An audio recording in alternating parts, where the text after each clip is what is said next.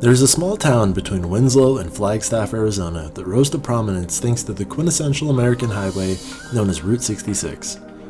However, the small town met its downfall in a whirlwind of betrayal, murder, and the hauntings from malevolent spirits. This is a story of how a small homestead became a tourist trap and ended in absolute disaster. Two Guns, Arizona. Two Guns started its life as a trading post called Canyon Lodge in the early 1900s, with the Oldfield family being the proprietors. More and more people began to settle in this area, making mining claims in the nearby Diablo Canyon.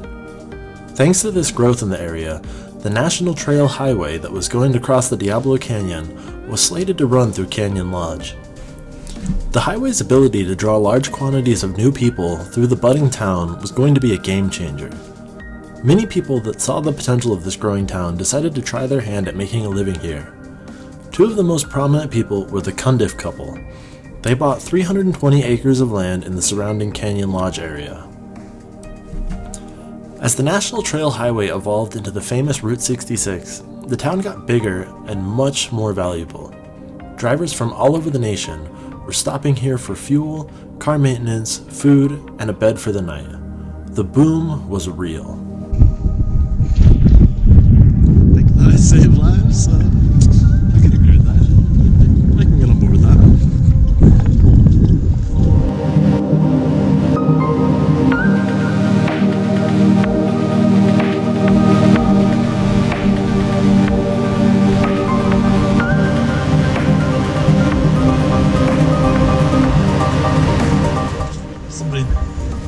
Somebody definitely shot the piss out of this wall.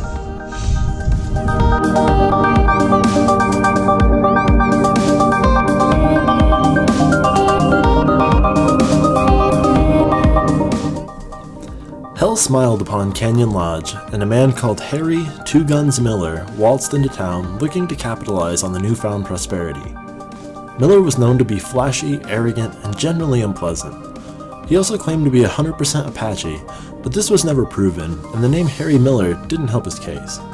Nevertheless, Miller made a deal with Mr. Cundiff and obtained a 10-year lease for a business site along the highway in Canyon Lodge. As awful as Miller's demeanor was, he knew marketing and tricking rubes out of their cash. Canyon Lodge was renamed to Two Guns, and things were about to get crazy.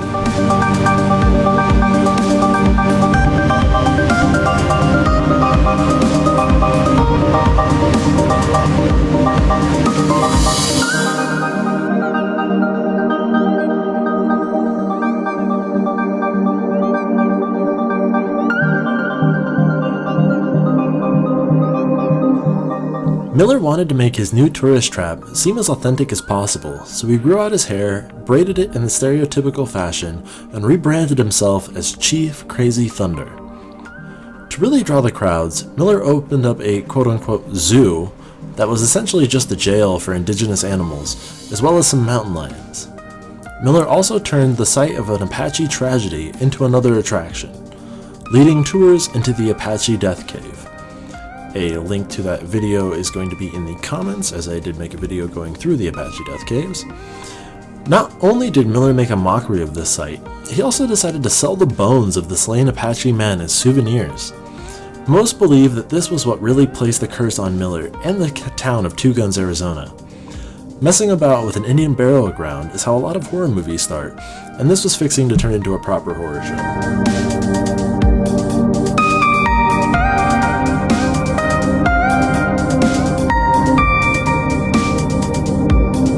After about a year of steady growth and interest into the sites of Two Guns, the probable Indian curse was about to befall Miller and Two Guns, Arizona. A mysterious drifter walked into Two Guns, stayed for a few nights, and then robbed Miller of a large amount of merchandise from one of his stores. This was a major financial hit for Miller. Miller's arrogance threw him into turmoil, and he decided to try and get more money from the Cundiffs that he was leasing the land from. The details are hazy, but one thing is for sure. Miller snapped and shot Mr. Cundiff to death on the 3rd of March, 1926. Miller stood trial, but was not sent to prison for the murder, but karma was not going to let Miller get off so lightly.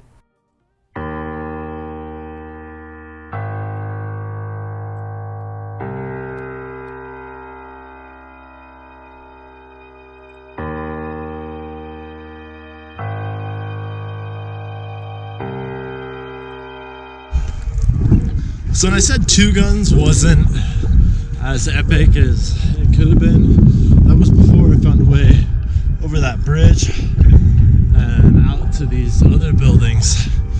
These other buildings, dude, you could tell this used to be like a massive complex. And the fact that it's all stone and had to have been built by hand, that's incredible. On 2 separate occasions, Miller was attacked by mountain lions that he held captive, leading to some serious injuries. Once healed up, Miller was bitten by a venomous lizard known as a Gila monster. He survived that ordeal too, but I'm sure it wasn't pleasant. In 1929, a major fire destroyed the Two Guns trading post, further burdening Miller. Ultimately, Miller tried to steal the land from the widow Cundiff by going to court and claiming he was there before the Cundiffs were. The court determined that Miller was a liar, and this stunt cost Miller $15,000, which in 1929 was a huge amount of money. Shortly after the loss in court, Miller left Two Guns in shame, never to be seen again.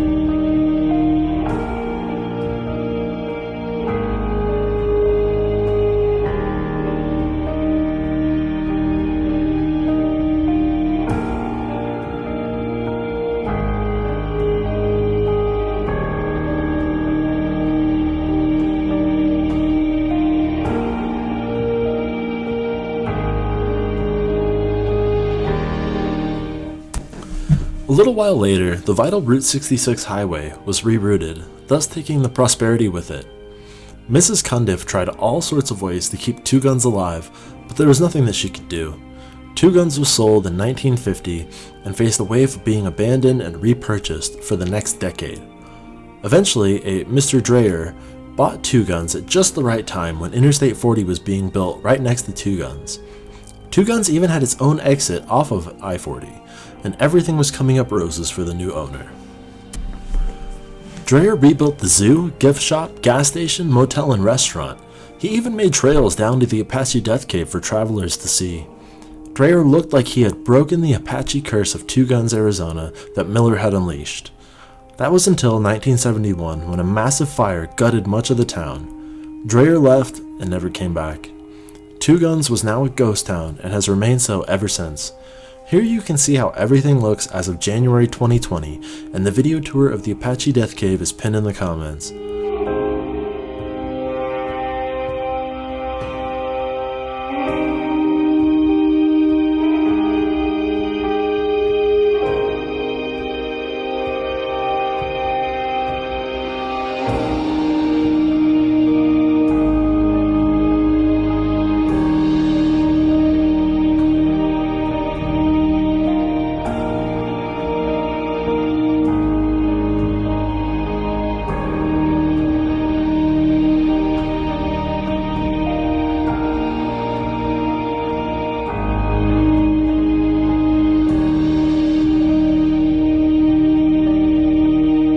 There isn't much stopping you from seeing Two Guns today, except a barbed wire fence on the way to the cave. Two Guns does have a new owner, however, the actor Russell Crowe, but I don't think he minds too much if you check the area out. Thank you all for watching. So cool. So cool. Well, now it's time to get a hotel, rest up for the night. Tomorrow morning, haul ass back to Colorado.